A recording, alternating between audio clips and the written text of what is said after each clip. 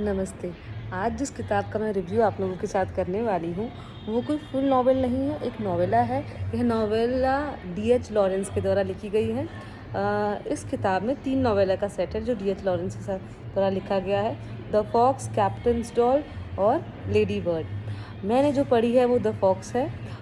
The fox के किरदार काफ़ी इंटरेस्टिंग है और उनका ज़िक्र करने से पहले ये बताऊँगी कि मैंने द फॉक्स का चुनाव क्यों किया, मैंने डी.एच. लॉरेंस पढ़ने का क्यों चुनाव किया, क्योंकि जितने भी मेरे लिटरेचर के दोस्त हैं वो सब मुझे हमेशा कहते हैं कि डी.एच. लॉरेंस पढ़ना चाहिए। इनकी किताब सन्स एंड लवर्स काफ़ी फेमस है। अभी तक मुझे मौका नहीं मिला, लेकिन मैं जल्द ही वो भी पढ़ूंगी और आप लोगों के साथ साझा करूंगी। आज जो किताब मैं कर रही हूँ और जो नॉवेला मैं पढ़ पाई हूँ अपने स्टे के दौरान यहाँ पे, उस नॉवेला का नाम है द फॉक्स।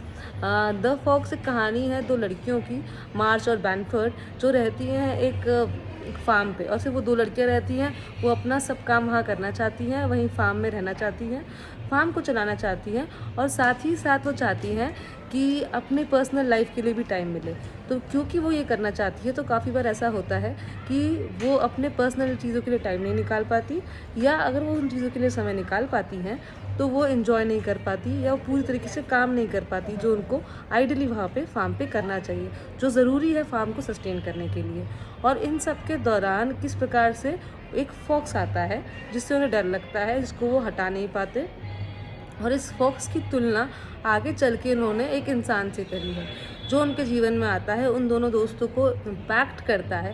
उसके आगे क्या होता है वो मैं नहीं बताऊंगी, लेकिन वो फॉक्स एक इंसान से बाद में उन्होंने मेटाफर जैसे इस्तेमाल किया, सिमिली जैसे इस्तेमाल किया है, और फिर वो क्या उनके साथ बर्ताव करता है या किस प्रकार से उनका जीवन चेंज कर देता है। पहले वो जो एक्चुअल फॉक्स होता है उसे भगाने की कोशिश करते हैं तो वो नहीं कर पाते, और वो बहुत सारे उनके चिकन और हैंड्स वगैरह ले जाता है।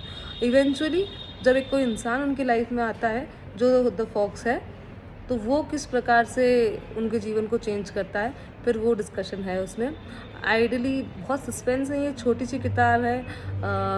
मैन को, वुमेन को, उनका रिलेशनशिप भी है, फ्रेंडशिप भी है।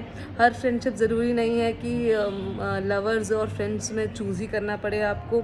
हमेशा ज़रूरी नहीं है कि आपने अगर अपने लवर को अपना पार्टनर बना लिया है तो वो भी आपके साथ पूर्ण रूप से सम्मिलित हो जाए और उसका अपना लाइफ का जो स्टाइल है वो उसके छोड़ दे, ये भी पॉसिबल नहीं है।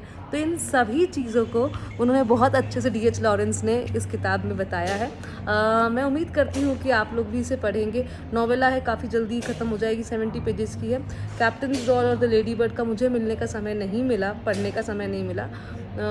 आगे चल के शायद से मुझे मौका मिले। नॉवेला काफ़ी सारी हैं आजकल मैं जिनके संपर्क में आई हूँ। फ्रेडरिक बैकमैन के द्वारा भी लिखी गई एक नॉवेला जो काफ़ी पॉपुलर हो रही है, एक शॉर्ट स्टोरी जैसे है, और मेटामॉर्फोसिस तो मैंने आप लोगों के साथ शेयर करी ही थी। ऐसे है, इन सबको भी पढ़ना अच्छा है क्योंकि आपको कभी समय नहीं हो पाता तो उसकी पॉसिटी के कारण आप इन सबको भी इंजॉय कर सकते हैं। डी.एच. लॉरेंस का राइटिंग स्टाइल उतना इम्पैक्टफुल तो मुझे इस किताब में तो उतना वो नहीं लगा कि बहुत हाईली रिकमेंडेड है, पर हाँ एज ए शौकिया पढ़ना चाहते हैं कि इतने प्रोमिनेंट इंग्लिश के लेखक ने क्या लिखा है, तो आप ज़रूर ये नॉवेला पढ़ सकते हैं एक आइडिया लेने के लिए कि उनकी राइटिंग स्टाइल कैसी थी। अब मैं आपसे अगले हफ्ते मिलूँगी दूसरी किताब के साथ, तब तक के लिए नमस्कार।